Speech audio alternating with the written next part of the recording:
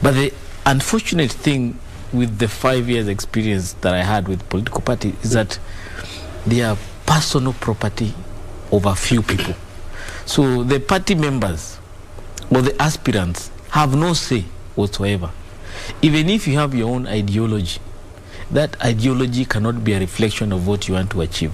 So therefore, I made a conscious decision as late last year that I will run for office in 2022, but I'll run it as an independent.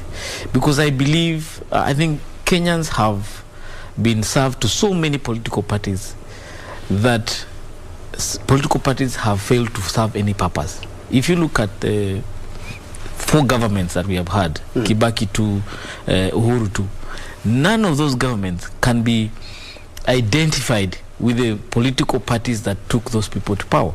We have NAC, we had PNU, we had TNA, URP. Most recently, we have Jubilee. Today, so they are political vehicles. They are vehicles. But to be fair enough, is that these political vehicles are what people identify with, fanatical support. Yes. I'll give you an example. Most recently, in Australia, they had what we call the fires as a result of what people are saying is climate change. And many people wanted to address this issue, but they could not find space in a political party. But the voters in Australia gave a chance to a few independent candidates who went and pushed for an agenda of addressing the issue of climate change. Today in this country, we are suffering from what we call economic challenges, corruption. But if you look at these formations, nobody is able to come authoritatively and say, when the issue of economy is a problem, it is this person, me, I'll do this. When the issue of corruption comes about, it is this person, this, I'll do this.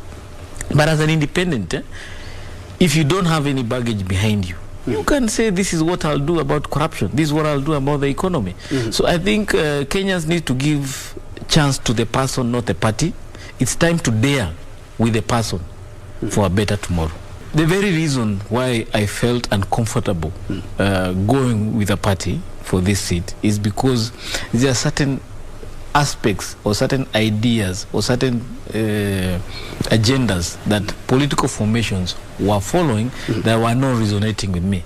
And I felt beyond this election, whether I win or lose, I want to be able to communicate to the people of Nakuru certain things that we need to change. For example, in Nakuru, we have had a challenge where if you find a senator, he's an adversary to the governor. Yet these two offices, separate as they are supposed to work together, because a senator is supposed to go to Senate and make sure that as much resources as possible comes to your county, and the governor takes those resources and implements whatever projects that they have, but also the senator is supposed to check. So there is a way that we are supposed to have some kind of cordial relationship. But yet you find even people within the same political party, like the current arrangement is Jubilee, but the governor is a Jubilee person, now the senator is a UDA person. For the last 4 years, 5 years, they've never been able to work together. When the city, Nakuru was being elevated to a city, the senator was disagreeing with that position. Several legislatures, all within the same party, were not speaking the same language. So for what sense does the party being affiliated to a party help? Because these people were Jubilee people, and Jubilee was saying, we want Nakuru to be a city. But yet, members of the same Jubilee party were disagreeing at the expense of the common mwananchi, at the expense of the people of Nakuru.